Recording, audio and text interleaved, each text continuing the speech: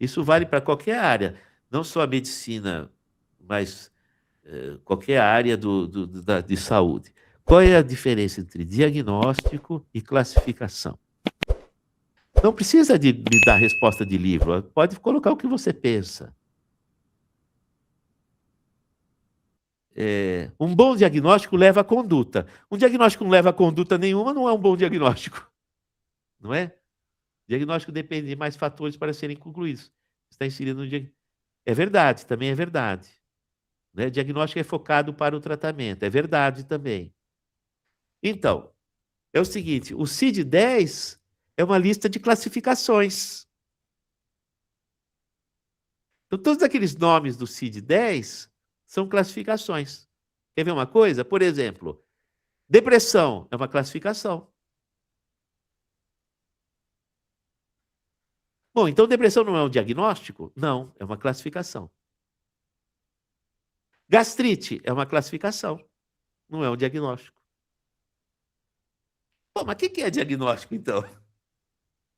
Não é? TDAH não é diagnóstico, é classificação. É o seguinte, primeira regra, classificação, ela é genérica e estática. Diagnóstico é pessoal e dinâmico. Então, o que é um diagnóstico, por exemplo? Depressão não é diagnóstico. O diagnóstico é como aquela classificação, depressão, funciona naquela pessoa. E uma pessoa, ela tem domínios biológico, psicológico, social, ambiental, funcional e espiritual. Então, você tem que plotar aquela classificação nas dimensões de uma pessoa para particularizar para aquela pessoa e aí você tem um diagnóstico. Então, o diagnóstico, ele envolve uma multiplicidade de conceitos a respeito do processo que a pessoa está passando de sofrimento. Não é? O que é funcional? Vamos lá, perguntar para vocês. O que é o domínio funcional? Diz respeito ao quê?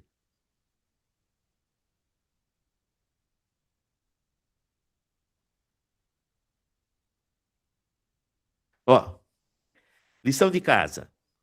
Vocês vão procurar Código Internacional Funcional, CIF.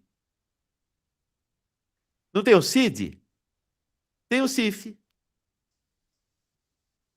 Vou dar um exemplo, um caso real. O paciente trabalhava na Motorola, fazendo a logística dos executivos no mundo. Ele ficava em casa, no computador, precisava reservar hotel, porque o executivo ia viajar para a China, para os Estados Unidos, avião, tudo, ele fazia essa logística, do mundo todo.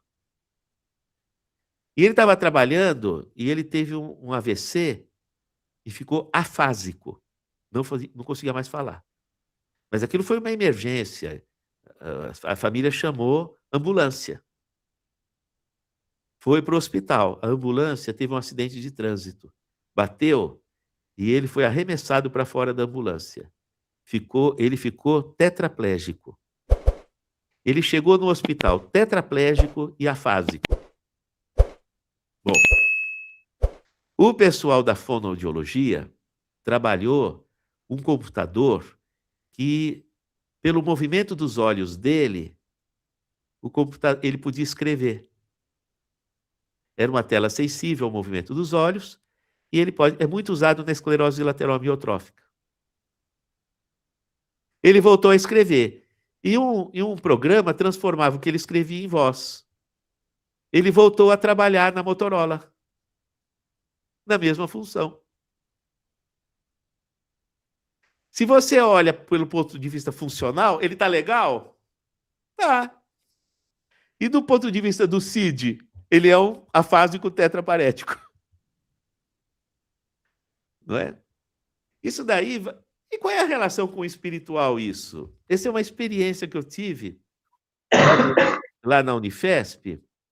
O seguinte, nós fizemos uma experiência com pacientes com miastenia graves. 3 meses passaram por uma assistência espiritual universal. Era uma reunião que a gente fazia e cada semana um fazia uma oração do seu jeito. E depois a gente conversava sobre a razão da vida, sobre Deus, sobre uma série de coisas, cada um respeitando o seu jeito, com amorosidade.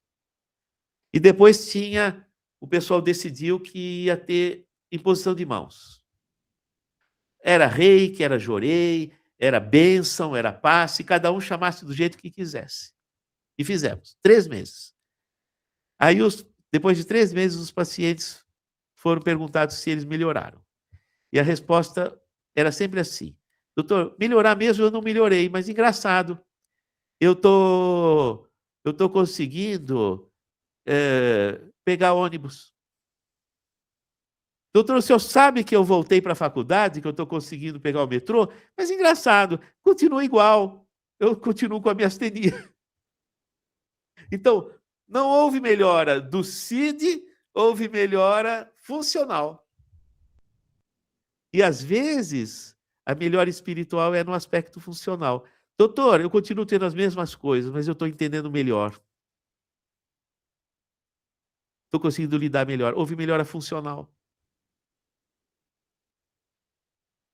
Faz sentido o que eu estou falando para vocês? Não é?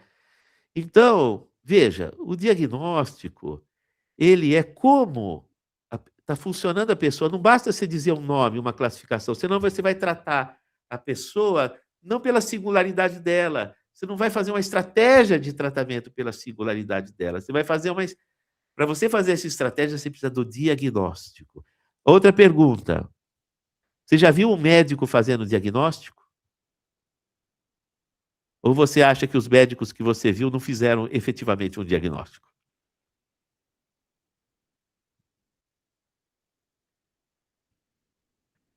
A gente precisa ou não precisa melhorar o ensino na faculdade? Entende?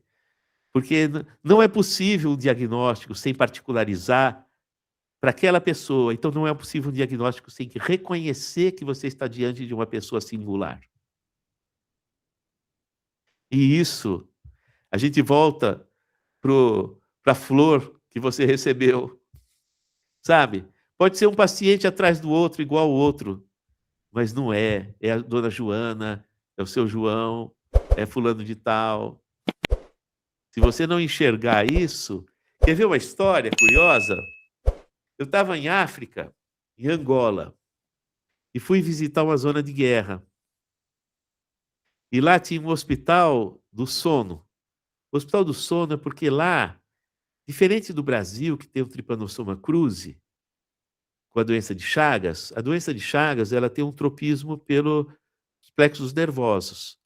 Mas a doença de Chagas não ultrapassa a barreira hematoencefálica. Então, ela vai afetar o plexo cardíaco, os plexos gástricos e tal. Lá existe uma doença, uma trypanossomiase, que é a trypanossomiase africana, pela mosca de tsetse, cujo protozoário ele transfixa a barreira hematoencefálica. Então, afeta o cérebro, na área mesencefálica, no sistema reticular, e a pessoa tem um sono eterno. Então, era uma enfermaria com pessoas no soro, tomando medicação para protozoário, tentando matar o protozoário, mas onde o protozoário avançou, ficava lesão e ficava aquela doença horrível. Pessoas deitadas, dormindo eternamente no soro. E os médicos que estavam cuidando do hospital eram médicos de Kinshasa. Kinshasa é no Congo. Era uma região de fronteira do Congo, e esses médicos, que tinham uma sabedoria extraordinária, que pessoas. Eu fui falar sobre espiritualidade. E eles falaram: como é que nós vamos ver a espiritualidade nesses pacientes que estão com trypanossomiase africana, doença do sono? Vamos lá, vamos na enfermaria. E tinha uma mocinha, um leito lá com a mocinha, que eu elenquei: vamos ver essa paciente, ela estava dormindo. Aí eu mexi no pezinho dela assim, ela abriu os olhos. E eu já tinha perguntado o nome dela e falei: Joana. Quando eu falei Joana, ela abriu um sorriso imenso. Aí eu falei: Joana, eu sou o doutor Sérgio do Brasil, eu vim te visitar. Aí ela acordou e sentou no leito. Pronto, espiritualidade é você chamar a pessoa na sua singularidade. E aquilo fez ela levantar. Não foi nem a quimioterapia que ela estava passando. Foi simplesmente eu falar: "Joana". Então a espiritualidade é você alcançar a essência da pessoa singular, e isso é a matriz do diagnóstico.